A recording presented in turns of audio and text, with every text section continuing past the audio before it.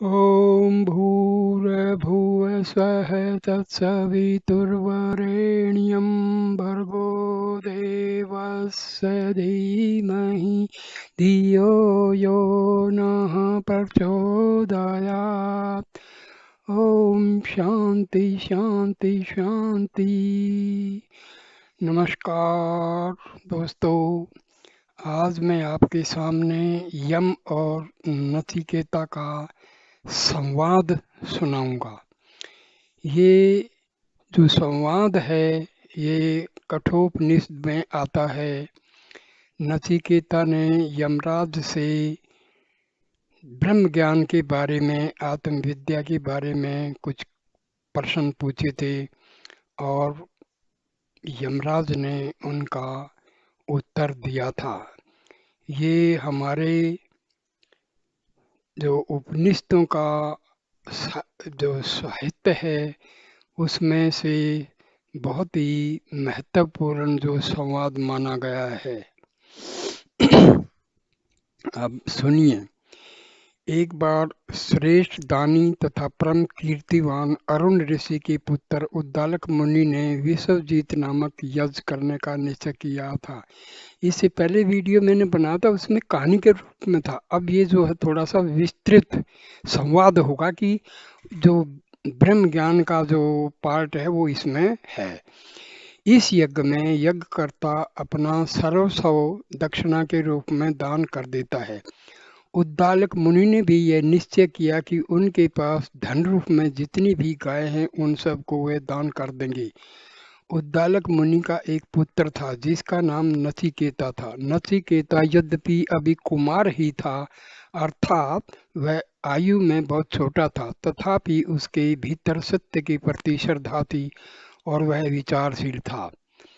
उसने जब देखा कि उसके पिता ऐसी बूढ़ी गायों को दक्षिणा के रूप में प्रदान करने जा रहे हैं जिनमें अब पानी पीने की भी शक्ति शेष नहीं रही, घास चबाने में भी जो समर्थ नहीं है, जो निस्त्वह होने के कारण दूध नहीं देती, जिनकी इंद्रियां अत्यंत अक्षीण पड़ गई हैं, उसने मन में विचार किया कि जो व्यक्ति इस प्रकार की गाय को दान करता है वह कभी का अच्छा फल प्राप्त नहीं कर सकता और मरने के बाद वह निश्चय ही ऐसे लोक में निवास पाता है जहाँ सुख नहीं प्राप्त हो सकता। असल में बात यह हुई थी कि उद्दालक ऋषि ने पुत्र स्नेह के वश होकर अच्छी अच्छी गायें जो हष्ट पुरुष दूध देने वाली और गर्भ धारण करने योग्य थी छांट कर नचिकेता के लिए रख ली और शेष अशक्त और निशक्त गायें यज्ञ में आए हुए ब्राह्मणों को दान में दे दी। नचिकेता को अपने पिता की यह कृपण मनोवृत्ति पसंद नहीं आई। साथ ही उसे ये बात भी अच्छी नहीं लगी कि उसके पिता इस लोक में कम से कम खर्च करके परलोक में अधिक से अधिक पुण्य लूटना चाहते थे। इस बात पर भली भांति विचार करने के बाद उसने अपने पिता को सचेत करने के उद्देश्य से कहा, पिताजी, आप मुझे किस ब्राह्मण को दान देने की बात सोच रहे हैं? क्योंकि जिस प्रकार ये गाय आपका धन है उसी प्रकार मैं भी तो आपका धन ही हूँ। विसर्जित यज्ञ में सब धन दान कर दिया जाता है, इसलिए मुझे भी किसी न किसी को दान रूप में देने का विचार आपने अवश्य ही किया होगा। उसके पिता ने अपने पुत्र के इस धृष्टापूर्ण प्रश्न का कोई उत्तर नहीं दिया, पर नचिकेता भी यूं ही छोड़ने वाला नहीं था। उसने दूसरी बार भी वही प्रश्न किया। उसने सोचा था कि उसके पिता उसके अनुरोध के विरोध में कुछ कहेंगे तो वह अवसर पाकर अपने मन की असली बात उनके आगे प्रकट कर देगा, पर उसके पिता ने दूसरी बार भी कोई उत्तर नहीं दिया। वह अपनी उपेक्षा द्वारा यह जता देना चाहते थे कि नचिकेता का प्रस्ताव इस हद तक अनुचित है कि उसका उत्तर देना भी पाप है। जब नचिकेता ने तीसरी बार भी वही प्रश्न किया तो उद्दालक मुनि अत्यंत क्रुद्ध हो उठे। क्रोधवश उन्होंने कहा, तुम जब बार बार यही प्रश्न करते हो कि मुझे किसे दान में दोगे तो अच्छी बात है, मेरा उत्तर सुन लो। मैं तुम्हें विश्ववान के पुत्र मृत्यु अर्थात यमराज को प्रदान करता हूँ। नचिकेता ने जब अपने पिता के मुंह से इस तरह की बात सुनी तो उसने अपने मन में विचारा, मैं सदा पिताजी के बहुत से शिष्यों में प्रथम रहा हूँ।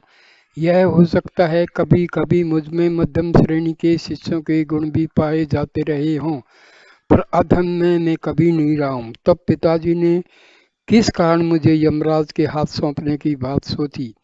संभवतः उन्होंने क्रोध के आवेश में ही इस तरह की बात कही है, पर चाहे क्रोध में कहा हो चाहे प्रश्न होकर, जब उन्होंने आज्ञा दी है तो इसका पालन मुझे अवश्य ही करना होगा, क्योंकि यदि मैं उनके वचन का पालन नहीं करूंगा तो उससे मेरी जो हीनता प्रकट होगी सो तो होगी ही, साथ ही पिताजी को भी अपने वचन के अन्यथा होने का दुख होगा। ऐसा सोचकर नचिकेता ने यमराज के पास जाने का निश्चय किया। तब तक उद्दालक मुनि का क्रोध शांत हो चुका था और उन्हें अपनी बात पर पश्चाताप होने लगा था। उन्होंने जब देखा कि उनका प्रिय पुत्र सचमुच यक्ष के यहाँ जाने की तैयारी कर रहा है तो उसने उसे रोकने की पूरी चेष्टा की। इस पर नचिकेता ने कहा, पिताजी, आप ऐसे कुल में उत्पन्न हुए हैं जहाँ कभी किसी ने अपना वचन कभी भंग नहीं होने दिया। जो महापुरुष इसमें आपकी जानकारी में हैं, तनिक उनकी ओर देखिए। वह लोग कभी कोई झूठ बात मुंह से नहीं निकालते। इसलिए आप स्नेहवश मोह में न पड़िए और मुझे अपने वचन के अनुसार यमराज के पास जाने दीजिए। इसके अतिरिक्त मेरे यम के यहाँ जाने में कोई भय आपको क्यों हो, क्योंकि मृत्यु के बाद प्राणियों का पुनर्जन्म ठीक उसी प्रकार निश्चित है जिस प्रकार धान के पक जाने के बाद उसके सूखे बीजों से फिर नए धान बीज पृथ्वी में उत्पन्न होकर लहलहाने लगते हैं। उद्दालक मुनि ने जब नचिकेता का यह भाषण सुना तो अत्यंत अनिच्छा से उन्होंने उसे यम के पास जाने की आज्ञा दे दी। अपने पिता के तपोबल के प्रभाव से नचिकेता स्थूल शरीर को लेकर जीवित अवस्था में ही यमपुरी पहुंच गया। जब वह यमपुरी पहुंचा तो द्वारपाल ने उसे बताया कि यम कहीं गए हुए हैं। नचिकेता द्वार पर खड़े रहकर ही उनकी प्रतीक्षा करने लगा। यमराज के दासों ने उसके पास आकर कहा, चलिए भीतर बैठकर भोजन कीजिए, आप हमारे अतिथि हैं और प्रभु की अनुपस्थिति में किसी अतिथि का निरादर हो यह हम लोगों के लिए किसी प्रकार भी उचित नहीं होगा। पर नचिकेता ने उनका अनुरोध नहीं माना और कहा कि जब तक यमराज नहीं लौटेंगे तब तक वह खाना नहीं खाएगा। 3 दिन तक नचिकेता ने अन्न जल ग्रहण नहीं किया। चौथे दिन यमराज लौटकर आए। उनके दासों ने उन्हें सूचना दी कि उनके द्वार पर एक तेजस्वी ब्राह्मण अतिथि बनकर आया हुआ है और 3 दिन से बिना कुछ खाए पिए प्रतीक्षा में द्वार पर खड़ा है। दासों ने कहा, हे यमराज, साक्षात अग्निदेव ही ब्राह्मण के रूप में अतिथि बनकर गृहस्थों के यहाँ आते हैं और अर्घ जल आदि से उन्हें शांत किया जाता है। इसलिए आप भी इस तेजस्वी ब्राह्मण की आवभगत करके उसे शांत कीजिए। जिस मूढ़ बुद्धि के यहाँ ब्राह्मण अतिथि भूखा प्यासा रह जाता है, उसके इच्छित फल के मिलने की आशा, सत्संग का फल, मधुर और सत्यवाणी का फल, यज्ञ का फल, बाग लगाने का, कुआं खोदने आदि का फल, पुत्र, धन और यश सभी नष्ट हो जाते हैं। इसलिए अतिथि की सेवा अवश्य करनी चाहिए। आप यह जानकर नचिकेता का सत्कार कीजिए। यमराज यह सुनकर नचिकेता के पास गए और बोले, हे ब्राह्मण, तुम अतिथि हो इसलिए मैं तुम्हें नमस्कार करता हूँ। मेरे यहाँ तुम 3 रात बिना अन्न जल के रहे हो, इसलिए मैं अपने को दोषी मानकर तुमसे क्षमा चाहता हूँ। तुम्हारे क्षमा करने से ही मेरा कल्याण होगा। 3 रात जो तुम भूखे रहे उसकी पूर्ति मैं इस रूप में करना चाहता हूँ कि तुम्हें 3 वर प्रदान करता हूँ। 3 वर तुम जिस रूप में चाहे इच्छा अनुसार मांग लो। तब नचिकेता ने कहा, हे मृत्युदेव, आप यदि सचमुच मुझ पर प्रसन्न हैं तो पहला वर मुझे यह दीजिए कि मेरे पिता गौतम ऋषि की, जो उद्दालक नाम से प्रसिद्ध हैं, यह चिंता दूर हो जाए कि मैं यमराज के यहाँ न जाने किस कष्ट में पड़ा हूँ। मेरे ऊपर से उनका क्रोध मिट जाए और प्रसन्नचित्त हो जाएं। जब मैं आपके यहाँ से लौटकर घर जाऊं तो वह मुझे पहचान लें और पहले की तरह ही स्नेहपूर्वक मेरा अभिवादन करें। यमराज बोले, मैं तुम्हें यह वर देता हूँ कि तुम्हारी ये इच्छा पूरी होगी, और जब तुम मृत्यु लोक से लौटकर घर वापस जाओगे तो तुम्हारे पिता तुम्हारे ऊपर पहले के ही समान स्नेह रखेंगे और क्रोध रहित होकर तुम्हारे ऊपर प्रसन्न होंगे। साथ ही उनके मन से तुम्हारे संबंध की चिंता भी दूर हो जाएगी। तब नचिकेता ने दूसरा वर मांगने की इच्छा से कहा, हे यमराज, स्वर्गलोक में न रोग का कोई भय है न शोक का। वहाँ आप भी किसी को अपने मृत्यु के वश में नहीं कर सकते। वहाँ बुढ़ापे का भी कोई भय नहीं रहता। स्वर्ग में पहुंचा हुआ पुरुष भूख प्यास को भी जीत कर सब प्रकार के मानसिक शोकों से रहित होकर आनंद में मगन रहता है। हे मृत्युदेव, ऐसे महत्वपूर्ण स्वर्ग की प्राप्ति का साधन रूप जो अग्नि है उसके तत्व से आप परिचित हैं, इसलिए मुझे आप उस तत्व को समझाइए जिसके द्वारा स्वर्ग लोक में निवास करने वाले मनुष्य अमरता को प्राप्त होते हैं। यह दूसरा वर मैं आपसे मांगता हूँ। यमराज ने उत्तर दिया, हे नचिकेता, यह अग्नि अत्यंत विराट रूप धारण किए हुए समस्त जगत का आधार बना हुआ है। वह ज्ञानियों की बुद्धि रूपी गहन गुफा में निहित रहता है और ज्ञान का मूल आधार भी वही है। उसे तुम्हें अवश्य जानना चाहिए।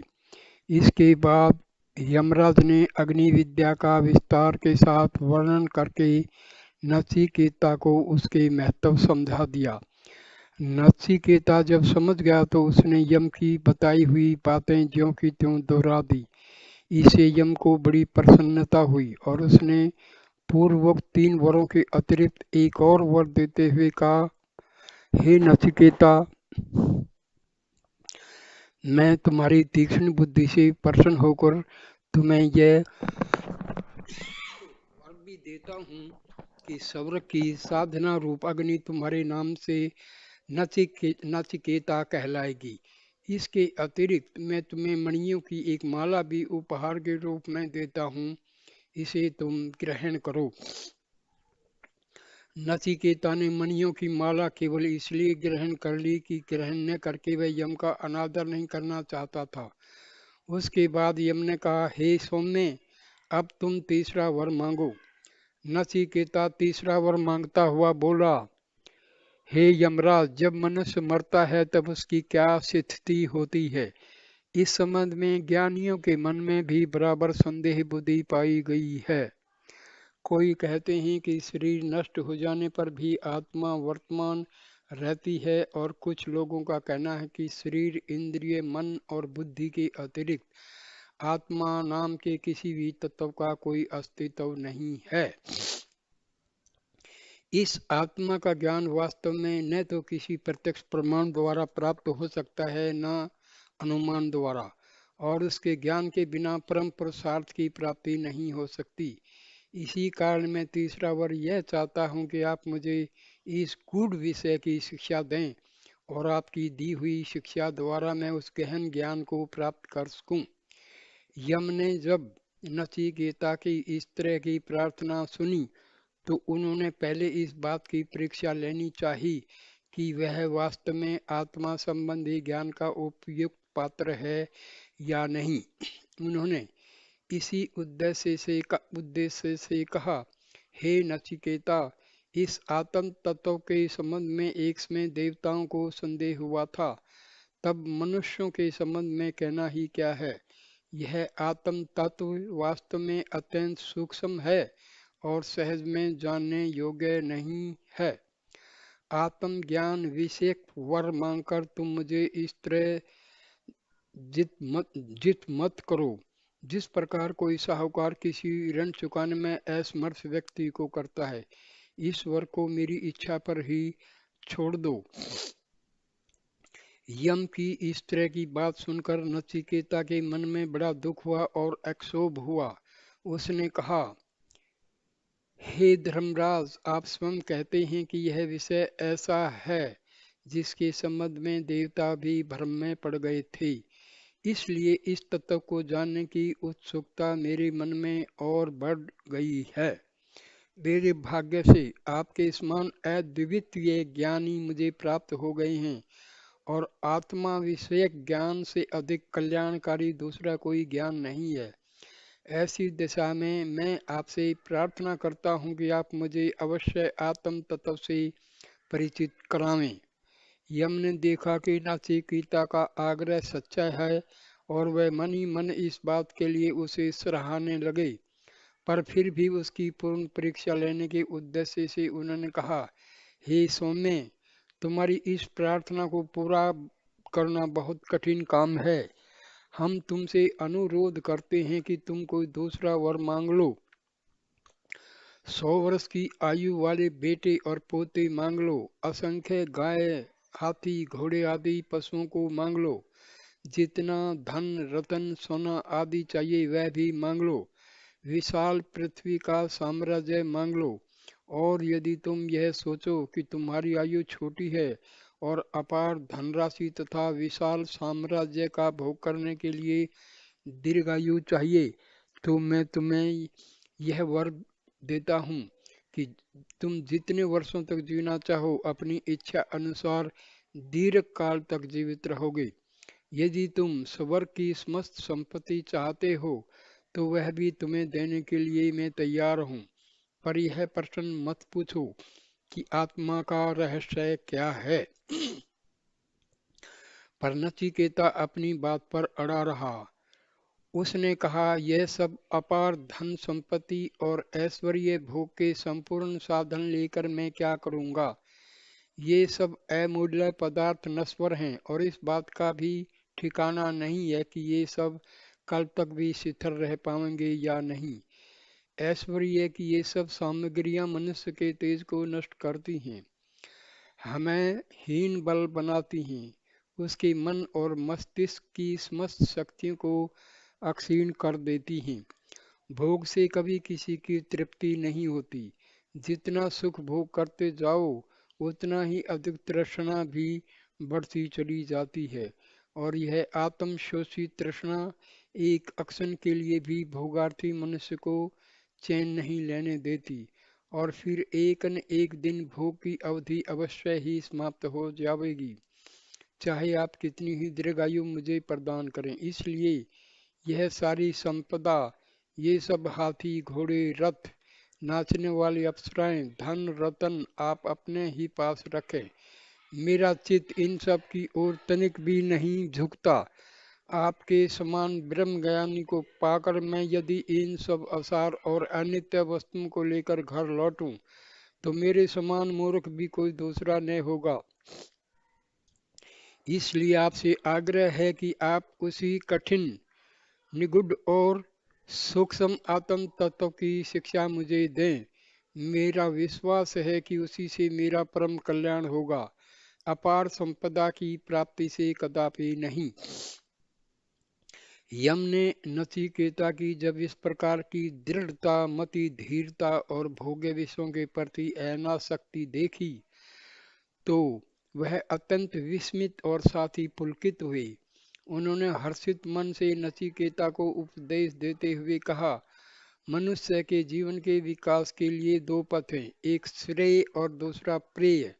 जो लोग सच्चे ज्ञान की प्राप्ति के लिए साधना करते हैं वे श्रेय पथ को अपनाते हैं और जो सांसारिक सुखों की इच्छा रखते हैं और सब समय पुत्र, पौत्र और धन संपत्ति की प्राप्ति के लिए बेचैन रहते हैं वे प्रेय पथ का अनुसरण करते हैं। ये दोनों मार्ग एक दूसरे के विरोधी हैं। इन दोनों के फल भिन्न भिन्न हैं। इनमें पहला मार्ग विद्या का आश्रय पकड़ता है और दूसरा मार्ग अविद्या से संबंध रखता है। जो पुरुष अज्ञानी मोह से घिरे हुए होते हैं, जिनके मन की आंखें अपने संकुचित स्वार्थ के परे कुछ भी देखने को समर्थ नहीं, वे ही प्रेय को अपनाते हैं। और जो विवेकी पुरुष अपनी आत्मा के परम कल्याण की इच्छा रखते हैं, वे श्रेय मार्ग की साधना में रत रहते हैं। श्रेय और प्रेय दोनों ही पुरुष की इच्छा शक्ति के अधीन है, पर दुर्बल इच्छा शक्ति वाले इंद्रिय सुखार्थी मंदबुद्धि व्यक्ति सांसारिक स्वार्थों से अपना मन मोड़ लेने में समर्थ नहीं होते। वे भोग विलास के साधनों की प्राप्ति को ही जीवन का अंतिम लक्ष्य समझते हैं। पर ज्ञानी पुरुष अच्छे पुरुष की परख भली भांति करके प्रेय के साथ जुड़े हुए श्रेय को ठीक उसी प्रकार अलग कर लेते हैं, जिस प्रकार हंस पानी मिले दूध में से जल का अंश अलग कर लेता है और विशुद्ध दूध को अलग। हे नचिकेता, मैंने तुम्हारी परीक्षा लेने के लिए बार बार तुम्हें सांसारिक सुखों का लोभ दिखाया, तुम्हारे आगे नाना प्रकार के भोगों की सामग्रियां रख दी, पर तुमने श्रेय और प्रेय दोनों की विशेषताओं को अच्छे प्रकार से समझकर प्रेय विषयक पदार्थों से अपने मन को दूर रखा और दृढ़ चित्त होकर तुमने श्रेय पथ को अपनाने का निश्चय किया। इससे तुम्हारी बुद्धि की श्रेष्ठता का पूरा परिचय मिलता है। जो विषयी पुरुष अविद्या रूपी अंधकार में मगन रहना पसंद करते हैं और धन रतन पुत्र पौत्र यश और प्रसिद्धि की प्राप्ति के फेर में पड़कर भी यह समझते हैं कि वे महान पंडित हैं, वे अपना नाना प्रकार की तृष्णा रूपी तरंगों से धक्के खाते हुए जीवन भर अशांति के भंवर में डूबते उतराते हैं।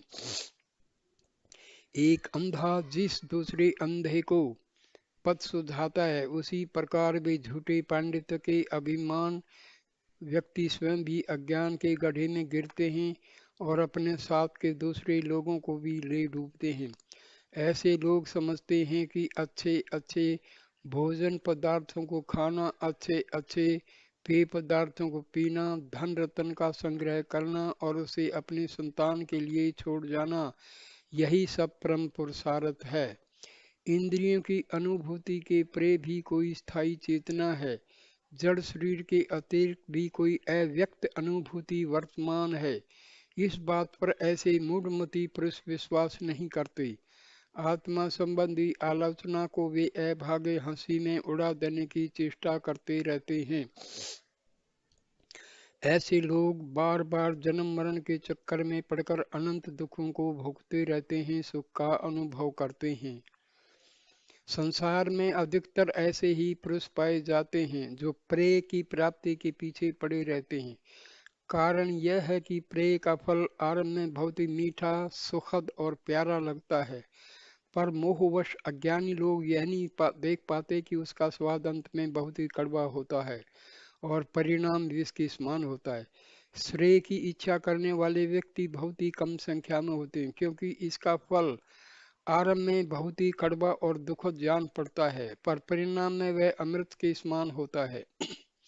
इस बात को बहुत ही कम लोग जान पाते हैं। हे नचिकेता, आत्म तत्व का ठीक ठीक उपदेश देने वाले गुरु का मिलना भी सहज नहीं है, क्योंकि यह विषय बहुत ही कठिन है। जब तक कोई परम प्रवीण महाज्ञानी इस विद्या की शिक्षा न दे, तब तक इसकी सच्चाई से परिचित नहीं हुआ जा सकता। केवल तर्क से इस विषय को नहीं समझाया जा सकता। जिसके भीतर इस तत्व को जानने की सच्ची लगन होती है, केवल वही श्रेष्ठ आचार्य के गूढ़ उपदेशों से लाभ उठा सकता है। मुझे यह जानकर बड़ी प्रसन्नता हुई कि तुम्हारे मन में आत्मा संबंधी ज्ञान प्राप्ति करने की सच्ची लगन वर्तमान है। हे प्रिय दर्शन नचिकेता, मेरी यह बात तुम गांठ बांध लो कि अनित्य और शीघ्र ही नाश को प्राप्त होने वाले विषयों की इच्छा मन में होने से आत्मज्ञान नहीं प्राप्त हो सकता। मैंने अनंत ऐश्वर्य, सुख और संपदा को देने वाले अग्नि की उपाक्षा धन रतन पशु आदि के दान द्वारा की, जिसके फलस्वरूप मुझे यम का पद प्राप्त हुआ। पर स्वर्ग प्राप्ति की इच्छा आत्म साधना के विरुद्ध पड़ती है। ब्रह्म को पाने के लिए सुख भोग की समस्त इच्छाओं का नाश होना आवश्यक है। जो लोग स्वर्ग पाने की इच्छा से यज्ञ करते हैं, वे मंदमती कभी ब्रह्म के दर्शन नहीं कर सकते।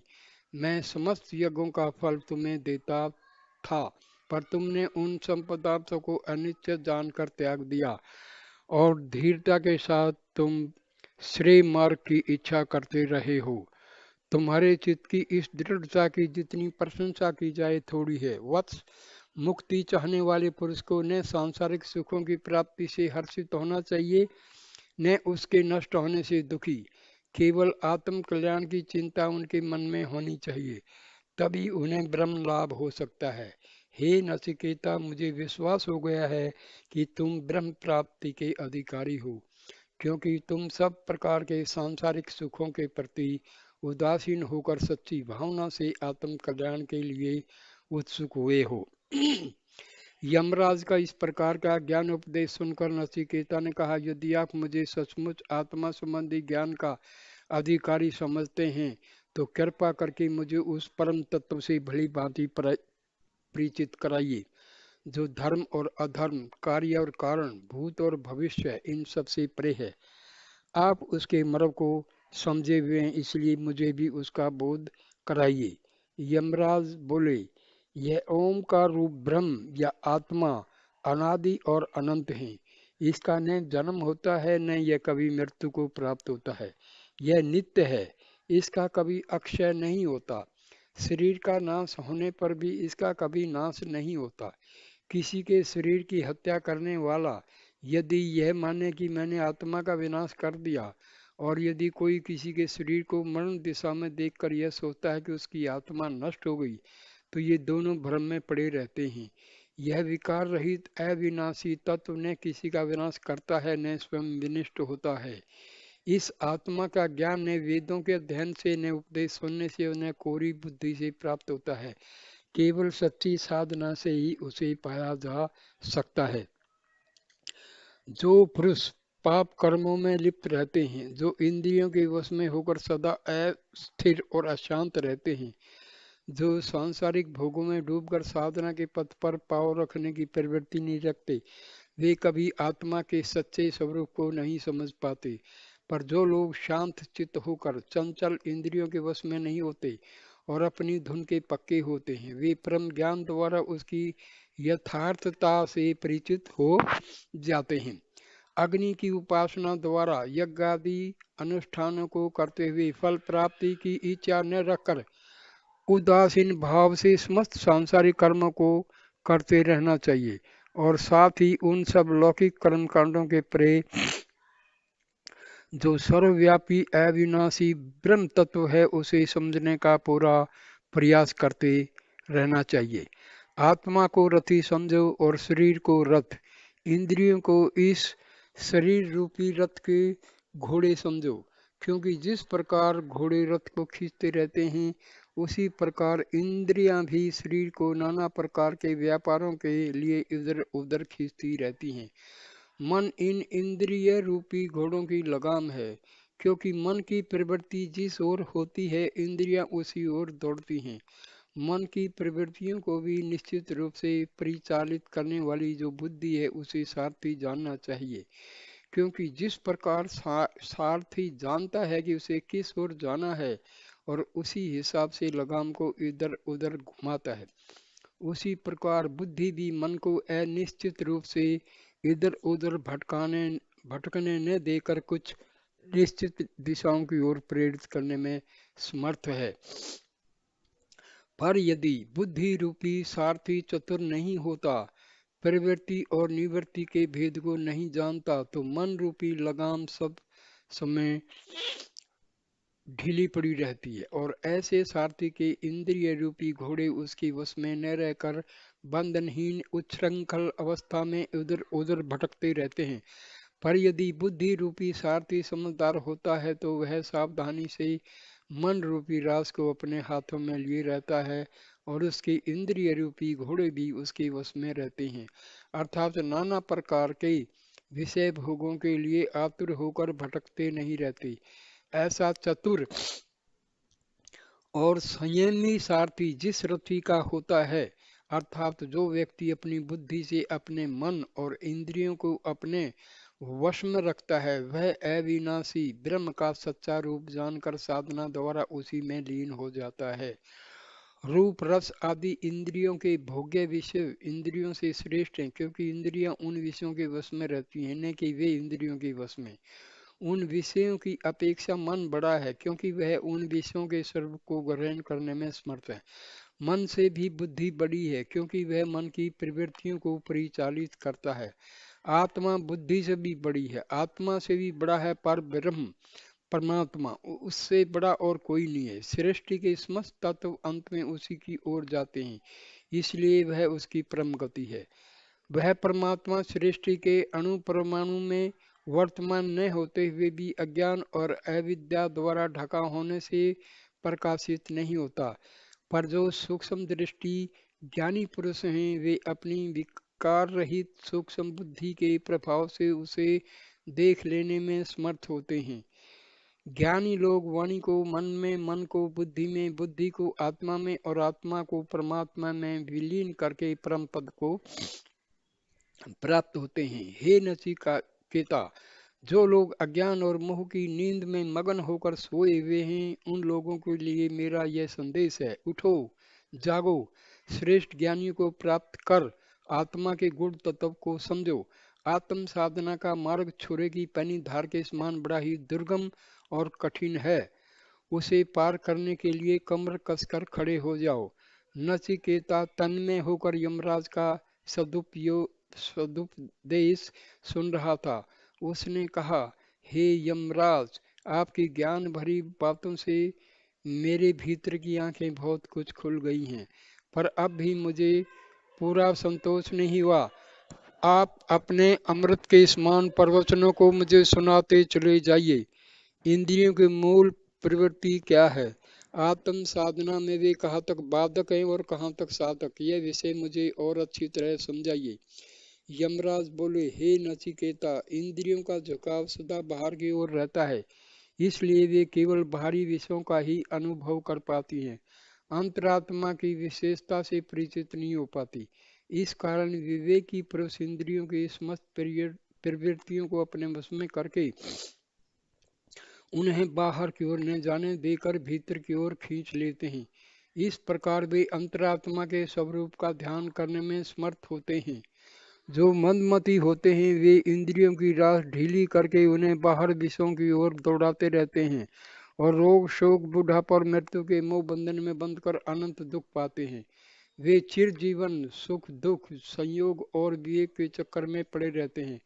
पर ज्ञानी पुरुष जानते हैं कि मनुष्य के जीवन का चरम और अंतिम लक्ष्य अंतरात्मा के सच्चे स्वरूप को समझना है, और इंद्रियों के गुणों की चरितार्थता इस बात पर है कि वे बाहर की ओर दौड़कर भीतर की ओर झुकें। भीतर की ओर प्रेरित होने पर एक बार यदि उन्हें आत्मा संबंधी विषय में रस लेने का चस्का लग जाए, तो वे फिर बाहरी विषयों की ओर कभी न दौड़ें। कारण यह है कि इंद्रियां आत्मा के द्वारा ही रूप रस गंध शब्द स्पर्श आदि से संबंध सुखों का अनुभव करती हैं। बाहरी विषयों में इंद्रियों को जो सुख मिलता है, वह उस मूल सुख की छाया मात्र है जो आत्मा के भीतर निहित है। इसलिए विवेकी व्यक्ति छाया के प्रलोभन से इंद्रियों को खींचकर उन्हें मूल सुख की प्राप्ति के लिए भीतर की ओर ले जाते हैं। हे सौम्य, यह आत्मा विश्व के भीतर और बाहर सर्वत्र सब रूप में छाई हुई है। एक ही आत्मा अविवेकी पुरुषों को सांसारिक विषयों के सामग्री रूप में दिखाई देती है। ज्ञानियों के आगे अंतर के ज्ञान रूपी प्रकाश से भाषित अनंत चेतन में और अमर आनंद में ब्रह्म के रूप में प्रकट होती है। यह एक ही ब्रह्म सृष्टि के नाना नामों और नाना रूपों में अपने को व्यक्त करता है। जो मूड उसके इस एक तप को नहीं समझता और उसमें भेदभाव देखता है, वह महामृत्यु की दशा को प्राप्त होता है। यह ब्रह्म रूप आत्मा धुएं से रहित अग्नि की उज्ज्वल लौ के समान हृदय रूपी आकाश में चिर स्थिर होकर विराजमान है। यह भूत वर्तमान और भविष्य तीनों कालों का नियंता है। जिस रूप में वह वर्तमान है उसी रूप में वह अनादिकाल से रहता आया है और अनंत काल तक रहेगा।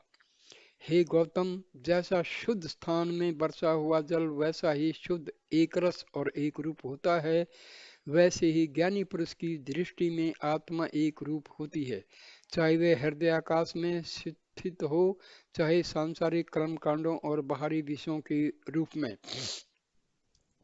नचिकेता को ध्यानमग्न अवस्था में अपने दिए हुए उपदेशों को ग्रहण करता देखकर यमराज कहते चले गए, इस 11 द्वार वाले शरीर रूपी नगर का राजा जो आत्मा रूपी ब्रह्म है, उसका ध्यान जो पुरुष करता है उसे कभी किसी प्रकार का शोक नहीं हो सकता और वह सांसारिक बंधनों का दास न रहकर उनका स्वामी बना रहता है, अर्थात उन बंधनों से मुक्ति पा लेता है। यह नहीं समझना चाहिए कि यह आत्मा केवल इस शरीर रूपी नगर का ही स्वामी है। आकाश में स्थित सूर्य, आकाश और अंतरिक्ष में व्याप्त वायु, अग्नि में निवास करने वाली अग्नि और वैदिक कलश में वर्तमान सोम के रूप में यही सबका अधीश्वर है। सब मनुष्यों और देवताओं के भीतर यही है। यही शंख, सीटी और घोंघों के रूप में जल में उत्पन्न होता है, जो गेहूं, धान आदि अन्नों के रूप में पृथ्वी पर उत्पन्न होता है और नदी आदि के रूप में पहाड़ों से फूट निकलता है। यह सर्वत्र सर्वव्यापी होने पर पूर्ण रूप से शुद्ध और निर्मल रहता है। जैसे किसी नगर का स्वामी जब उस नगर को छोड़कर चला जाता है तो वह नगर नष्ट भ्रष्ट हो जाता है, उसी प्रकार जब शरीर रूपी नगर में रहने वाला आत्मा रूपी ब्रह्म उसे छोड़कर चला जाए तो उसमें क्या शेष रह जाता है? केवल मृत शरीर शेष रह जाता है जो शीघ्र ही सड़ने लगता है। प्राणी न तो केवल इंद्रियों के बल से जीते हैं, न प्राण, अपान आदि वायु तत्वों से। ये सब विनाशशील हैं और एक न एक दिन अवश्य नष्ट हो जाते हैं। मूल तत्व रूप आत्मा के आश्रय के बिना उनकी स्थिति असंभव है। हे गौतम, मैं अब तुम्हें यह बताऊंगा कि गुप्त रूप से स्थित सनातन ब्रह्म तत्व का निगूढ़ रहस्य क्या है। सब प्राणी जिस समय मोह निद्रा की अवस्था में मगन रहते हैं, उस समय जो मूल पुरुष जागता हुआ सृष्टि के सभी रचना कार्यों को करता रहता है, वही ब्रह्म है, वही अमर तत्व है। समस्त लोग उसी में स्थित हैं, उसके आश्रय के बिना कुछ भी ठहर नहीं सकता। जैसे अग्नि का मूल प्रकाश रूप एक ही होता है, किंतु वह जितने ही आकार और प्रकार की जलने वाली वस्तुएं होती हैं उतने ही रूप धारण करती हैं, उसी प्रकार सभी प्राणियों की अंतर आत्मा मूल में एक ही होने पर विभिन्न प्रकार की आकृतियों के रूप में प्रकट होती है, पर वास्तव में आकाश की तरह ही निराकार है।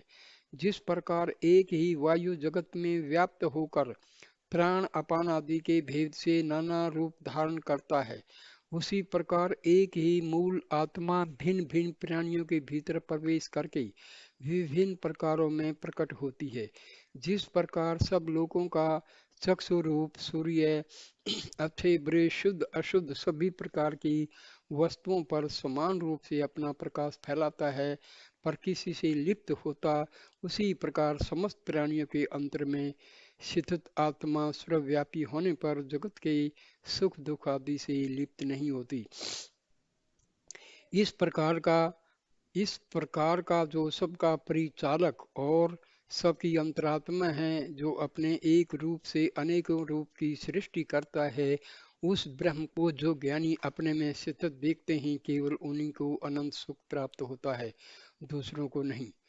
जो आत्मा सभी विनाशशील पदार्थों में नित्य और अविनाशी है, जो चेतनाशील तत्वों को भी चेतना देता है, जो अग्नि को तेज, जल को रस और पृथ्वी को गंध देता है, जो एक होकर भी बहुतों की इच्छाओं की परिचालना करते हैं, उसे जो धीर पुरुष अपने में ही स्थित देखते हैं, वे अनंत शांति और अमर सुख पाते हैं।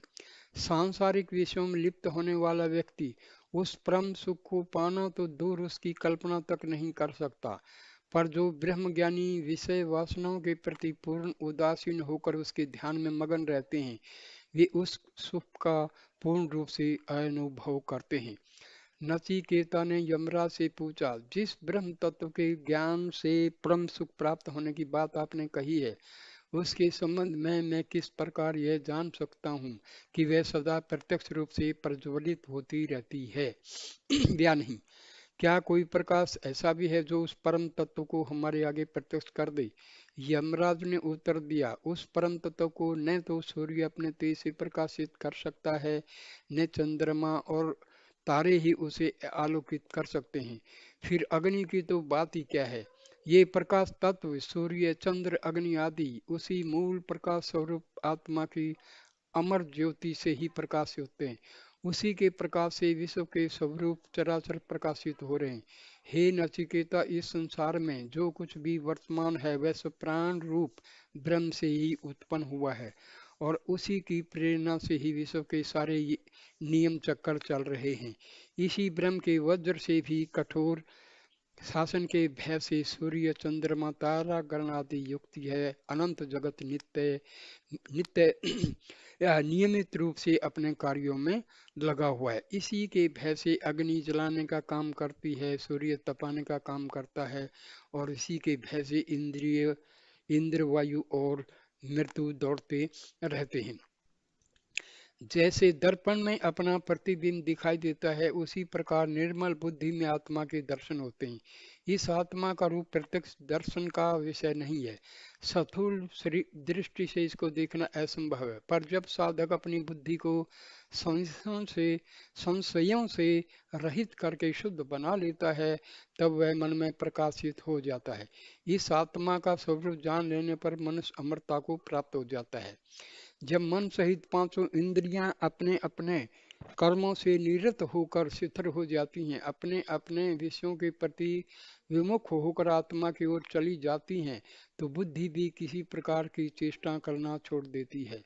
इस अवस्था को परम गति कहते हैं। यही योग है। इस अवस्था में योगी मद से रहित होकर तन्मय और तद्गत हो जाता है। यह आत्मा ने वाणी द्वारा प्राप्त हो सकती है, न मन द्वारा न चक्षु द्वारा। जो लोग केवल प्रत्यक्ष प्रमाण की ही श्रेष्ठ प्रमाण मानते हैं, वे कैसे उसे प्राप्त कर सकते हैं? पर जो लोग अपने अंतर की अनुभूति से उस जान पाते हैं, वे ही सच्चे अर्थों में ज्ञानी हैं। हे नचिकेता, जो सब कामनाएं जीव के हृदय को जकड़े हुए रहती हैं, वे सब जब पूर्ण रूप से नष्ट हो जाती हैं, तब जीव अमर हो जाता है और इसी लोक में ब्रह्म को प्राप्त कर लेता है। जब इस लोक में हृदय के सब बंधन टूट जाते हैं, तभी प्राणी अमृत पद को प्राप्त कर सकता है। ज्ञानियों का यही मत है। यमराज ने जब इस प्रकार आत्मा विषयक ज्ञान विस्तार के साथ नचिकेता को समझा, तो वह संपूर्ण योग की विधि से परिचित होकर धर्म और अधर्म के मल से रहित हो गया और अविद्या के अंधकार से ज्ञान के परिपूर्ण प्रकाश लोक में आकर अमर हो गया। अब मैं आगे आत्मा के बारे में कुछ और प्रकाश। आत्मा को भिन्न भिन्न नामों से पुकारा गया है।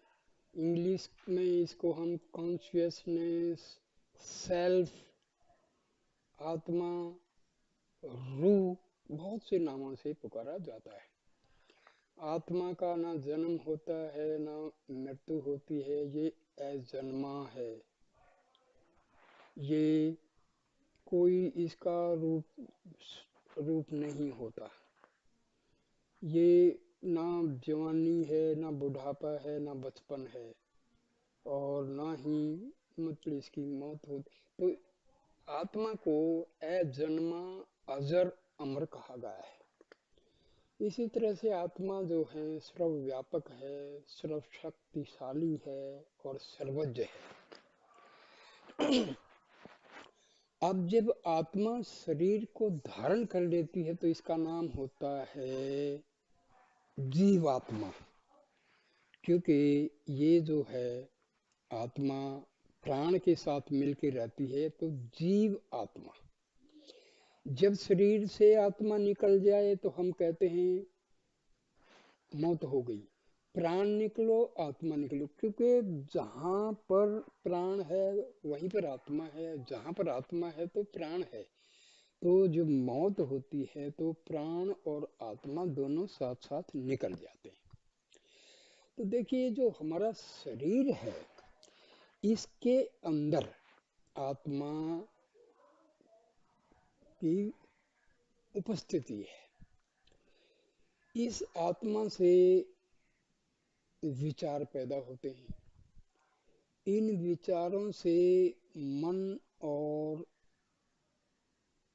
ईगो, माइंड एंड ईगो दोनों की उत्पत्ति होती है। जब विचार लगातार निरंतर उत्पन्न होते रहते हैं और बार बार रिपीट होते रहते हैं तो हम इसका नाम रखते हैं माइंड। और दूसरा विचार हम करते हैं मतलब अपनी आत्मा को भूल के और अपने शरीर को ही हम सब कुछ मान लेते हैं। आई जो है ना, आई सेल्फ दो प्रकार का है। एक तो है जो रियल है जो कि हमारी आत्मा है, दूसरा है फॉल्स आई जो कि हमारी ईगो है। हमारे डेली के जो व्यवहार होते हैं वो इस ईगो और माइंड और बुद्धि के द्वारा होते हैं। ये ईगो, ये बुद्धि, ये माइंड, ये सब हमारे मन के ही मॉडिफिकेशन है। ध्यान रखने की बात है। पहले विचार पैदा होते हैं आत्मा से, उनसे मन और ईगो की उत्पत्ति होती है। अब इसकी जो डिस्क्रिमिनेशन की जो शक्ति है मन की, उसको हम बुद्धि का नाम रख देते हैं। है एक ही चीज। कोई भी हमारे शरीर का अंग है उसको शक्ति कहाँ से मिलती है? आत्मा से। बाकी हमारे शरीर का एक एक सेल, एक एक कोष, एक एक कण निर्जीव है, जड़ है। केवल आत्मा ही चेतन स्वरूप है। तो हमें थोड़ा सा ध्यान देना है कि जो व्यवहार हम करते हैं वो मन के द्वारा, बुद्धि के द्वारा, ईगो के द्वारा करते हैं। अब जब हम मन को और ईगो को बाहर की तरफ जाने से रोक करके अंदर की तरफ मोड़ देते हैं तो हमारा मन आत्मा के साथ मिल जाता है। ईगो और जो मन है वो आत्मा में समाहित हो जाते हैं। इस अवस्था का नाम है आत्मा साक्षात्कार। आत्मा और ब्रह्म अभेद्य हैं, इनमें भेद नहीं है, एक ही है। ये ध्यान देने की बात है। तो हमारा जो असली काम क्या है, हमें अपने मन को, ईगो को अंदर की तरफ डायरेक्ट करना है। स्पिरिचुअल हार्ट हम बोलते हैं, वैसे आत्मा ही है, स्पिरिचुअल हार्ट अलग से कुछ नहीं होता, लेकिन समझाने के लिए ये अलंकार भाषा का यूज किया गया है। तो मन का दिशा अंदर की तरफ कर देना, ईगो को अंदर की तरफ कर देना। जब मन जो है आत्मा में मतलब अपने सोर्स में समाहित हो जाता है तो ये इसका नाम है सेल्फ रियलाइजेशन। तो असली जो आत्म तत्व है वो विटनेस है। हमारी जो विल पावर है, डिटर्मिनेशन है, ये सब जो है हमारी ईगो के कार्य हैं। आत्मा जो है वो सत्व रूप में है। हमारा जो शरीर का व्यवहार है ये तीन तरह से चलता है। इसमें हमारी अवस्थाएं हैं, ये मन की अवस्थाएं, ये ईगो की अवस्थाएं हैं, ये हैं तमस, रजस और सत्व। क्योंकि आत्मा तो सत्व है, उसमें रजस तमस की कोई बात ही नहीं है। आत्मा तो सात्विक है, आत्मा तो आनंद है, आत्मा तो शांत है। आत्मा का नाम है सत्य चित्त आनंद। सत्य का मतलब होता है एग्जिस्टेंस, इसकी हमेशा एग्जिस्टेंस होती है, ये वेनिश नहीं होती है। चित्त का मतलब है कि हमारी कॉन्शियसनेस मतलब आत्मा, और ब्लिस का मतलब है आनंद। आत्मा का जो स्वरूप है वो है शांति और आनंद। जब हम मन को और ईगो को खत्म कर देते हैं तो क्या बचता है? आत्मा। फिर क्या बचता है? आत्मा का जो स्वरूप है वो आनंद है। आत्मा का स्वरूप जो है शांति है। जब हम आनंद शब्द का यूज करते हैं तो उसका सीधा सा मतलब है आत्मा। सत्य चित्त आनंद, ये आत्मा का सही नेचर है, ये इसका सही तात्विक अर्थ है। तो क्योंकि किताब में पढ़ने से हमें पूरा ज्ञान हो नहीं सकता है, क्योंकि असली ज्ञान जो मिलेगा वो मिलेगा हमारे एक्सपीरियंस से। हमें मेडिटेशन में बैठना पड़ेगा, मन को समझा के बुझा के हमें अंदर की तरफ ले जाना पड़ेगा। इसको कन्विंस करके, अफर्मेटिव भाषा का यूज करके, हाँ, और सेल्फ इंक्वायरी करके मन को और ईगो को अंदर की तरफ ले जाना पड़ेगा।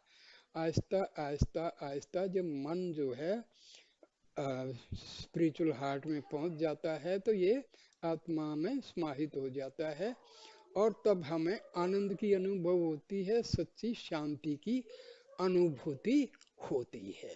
तो दोस्तों, मैं time to time I will explain, मतलब ये पूरा एक अनुभव के आधार पर आपको समझाऊंगा। कृपा करके मेरे जो ये वीडियो हैं, मेरी चैनल है, इनका ज़रूर आप शेयर कीजिए, और जो है सब्सक्राइब कीजिए। नमस्कार।